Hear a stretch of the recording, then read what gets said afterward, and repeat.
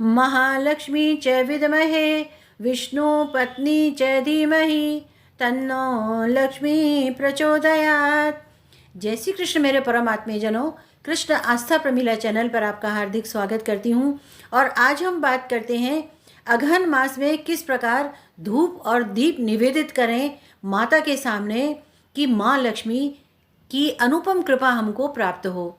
तो आपके जो महालक्ष्मी पूजा का दूसरा गुरुवार है वो आरंभ हो चुका है और हम उसी पर आज बात करते हैं। वही ब्रह्म मुहूर्त में उठ करके नित्य क्रिया से निवृत्त होने के पश्चात सर्वप्रथम अपनी देवबाड़ी में अगरू की धूप से देवबाड़ी को सुवासित करें। बड़े मिट्टी के दिए में छोटा सा कंडे का टुकड़ा अथवा कोयला जला करके रख लें तथा उसको पूरा जल जाने के बाद में उसे अपनी देवबाड़ी में रखें। पूरा उसको जलने दें, अन्यथा पूरा जो घर है वो धुएं से भर जाएगा। अगरू के 3-4 टुकड़े कंडे पर रख करके ऊपर से आधा चम्मच गाय का शुद्ध घी उसके ऊपर डाल दें। फिर देखें यह महक दिन भर आपके पूरे घर को महकाती रहेगी। घी का एक दीपक भी प्रज्वलित करें। फूल बाती ही करें, किंतु बाती को अंगूठे और उंगली की मदद से बटती जाएं और बिल्कुल थोड़ी थोड़ी सी रुई उस पर लपेटती जाएं। इससे बाती लंबी और पतली भी हो जाएगी और अच्छे से घी में भिगो करके जब आप जलाएंगी तो पूरे दिन और रात आराम से जलेगी, अर्थात अखंड रूप से आराम से जलेगी। दिया छोटा ही लें और उसको पूरा घी से भर दें। 2 दिए जो मुख्य द्वार के दोनों ओर हमको रखने हैं वे भी हम सिर्फ तैयार करेंगे, अभी जलाने हैं हमको शाम को। जब हम 5-6 बजे के बीच में पूजा आरंभ करेंगे तभी जलाना है। रंगोली और चरण चिन्ह लगभग 4-5 बजे के आसपास हम बना सकते हैं। पूरा दिन हो सकता है खराब हो जाए, बिगड़ जाए, बच्चे खराब कर दें, तो हम शाम को ही बनाएंगे। आजकल रंगोली के सांचे भी मिलते हैं जिससे फटाफट बन भी जाते हैं। चावल का आटा एक साथ बना करके रख लें ताकि हर बार हमको बनाना न पड़े। भोग भी दिन में बना लें और अब चौकी सजाना शुरू करते हैं। इससे यदि कुछ भूल भी जाएंगे तो वह भी धीरे धीरे शाम तक हम उसको पूरा कर सकते हैं। चौकी पर लाल अथवा पीला वस्त्र बिछा करके चावल की 10 ढेरी बनानी है। चौकी पर आगे की तरफ रखनी है जो अष्टलक्ष्मी का रूप है। एक कुबेर महाराज की है और एक माँ सरस्वती की है तथा उस पर एक एक सिक्का चांदी का रख लें, ना हो तो 1 रुपये का सिक्का भी रख दें उसके ऊपर। और बड़ी श्रद्धा के साथ में हम इसको सजाते जाएं, क्योंकि जो हम पूजा कर रहे हैं वो धान्य लक्ष्मी की पूजा कहलाती है, अष्टलक्ष्मी की पूजा कहलाती है, जो हमको धन और धान्य देती हैं। वैसे जब हम साल भर पूजा करेंगे तो 10-12 चांदी के सिक्के भी बनवा लेने चाहिए, तो पूजा में भव्यता नज़र आती है। और कहते हैं ना कि पैसा ही पैसे को खींचता है, सो महालक्ष्मी जी का आकर्षण भी बढ़ेगा। आंवला अभी भरपूर आ रहा है। पूजा में ऋतुफल के साथ में अनार और आंवला अवश्य ही रखें। अनार और आंवला जो है दोनों महालक्ष्मी को अत्यंत प्रिय फल हैं।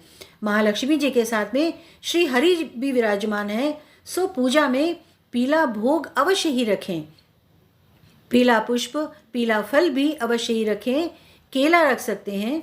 इस पूजा के लिए चांदी का आंवला भी मिलता है मार्केट में, हम वो भी ले सकते हैं। कई बार ऐसा होता है कि आंवला उपलब्ध नहीं होता है अथवा कोई लाने वाला नहीं है मार्केट से, तो हम चांदी का आंवला हमेशा रखें पूजा में।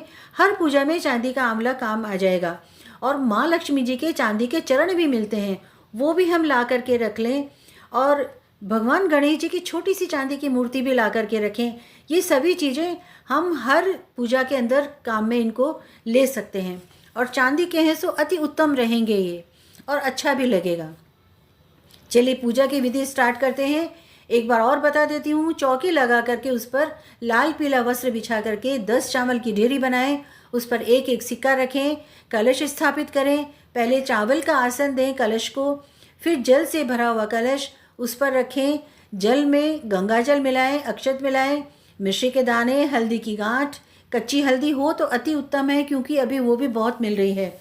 ऊपर ढक्कन रखें, प्लेट रखें और उसमें अक्षत रखें अथवा तिल रखें और उस पर पानी वाला नारियल रख दें। नारियल को कभी भी खड़ा नहीं रखना चाहिए, उसको लिटा करके रखिए।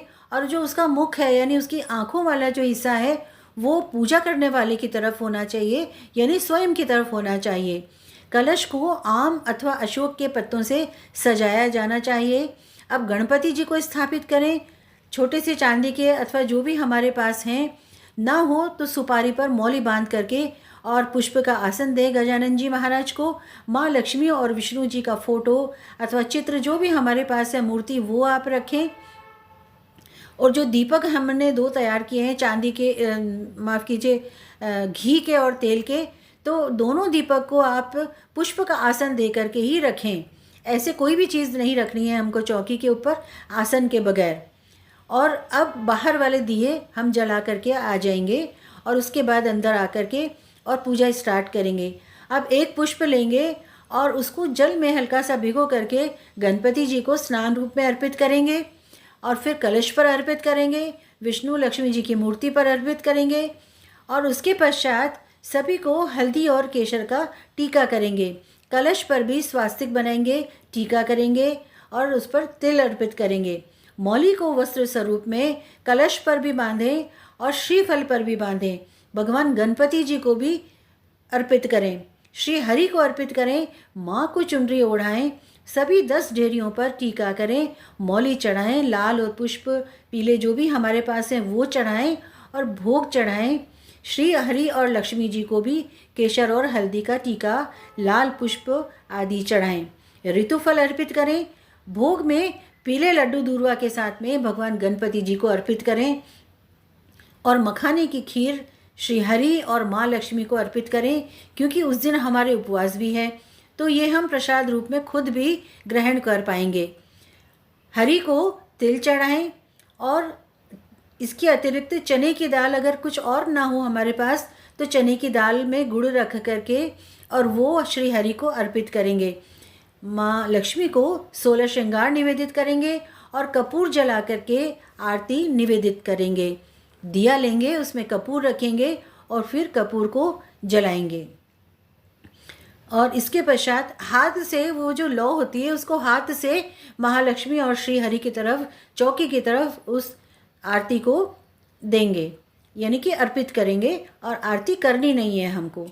कपूर जलाने के पश्चात हम एक धूप लेंगे, धूप को भी पास ही रख देंगे और धूप को भी जला देंगे। शोर शराबा नहीं करना है, तालियां नहीं बजानी है, मजीरे घंटे आदि कुछ नहीं बजाना है। बिल्कुल शांत, प्रेम पूर्वक और अच्छे प्रेम के साथ में हमको भगवान की पूजा करनी है। सामने जो चौकी पर दिए हैं उनसे भी आंखें बंद करके प्रार्थना करनी चाहिए, क्योंकि दीपक का भी उद्देश्य होता है जलना, ईश्वर के लिए जलना। और हम चाहते हैं कि ईश्वर के लिए रात भर हमारा दीपक जले और रक्षा करे हमारी पूजा की। तो दीपक से भी प्रार्थना अवश्य करें। कनकधारा स्रोत, महालक्ष्मी अष्टकम और श्री सूक्त, ये तीनों ही बहुत छोटे छोटे से पाठ हैं। ये तीनों नहीं तो कम से कम एक तो आपको अवश्य करना चाहिए, अथवा तीनों जब हम करेंगे तो 15 मिनट में तीनों पाठ भी हमारे बहुत अच्छे से हो जाएंगे। इसके पश्चात जो दीपक बाहर हमारे जल रहे हैं उनकी हमको रक्षा करनी है। 1-2 घंटे बाहर वाले दीपक जलेंगे और अंदर वाले तो अखंड हैं ही। और अब माँ के आगे झोली फैला करके और फिर प्रार्थना करनी है कि हे माँ, हमारा जो ये हमने अनुष्ठान लिया है 4 गुरुवार का, इसको पूरा करने में, संपूर्ण करने में आप हमारी मदद करें और हमारी रक्षा करें। इस प्रकार हमारा जो दूसरा गुरुवार है उसकी साधना आराधना संपूर्ण होती है। चौकी के चावल जो हैं वो आप चाहें तो हर गुरुवार को इकट्ठे करके रख लें और चाहें तो चारों गुरुवार को एक साथ इकट्ठे करके रखें और उसके बाद उनके 4 भाग करें। उसमें से पहला भाग तो आपको अपने खुद के घर में जो हमारा स्टोर होता है उसी में हमको रखना है। दूसरा भाग जो है वो चिड़िया को, जो गौरैया आदि होती हैं उनको डालना है।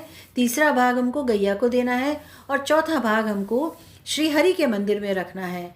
और अगर मंदिर में ना रख पाएँ किसी कारणवश या मंदिर पास में नहीं है तो फिर हम चिड़िया को भी वो चावल अर्पित कर सकते हैं। इस प्रकार हमारा जो ये पूरी आराधना है ये संपूर्ण होती है। चौकी को शुक्रवार को उठाएंगे, गुरुवार को सेम उसी दिन चौकी को नहीं उठाएंगे। अनेक अनेक मंगल कामनाओं के साथ महालक्ष्मी सदैव आप सभी का कल्याण करें। मिलते हैं अगले वीडियो में। जय श्री कृष्ण।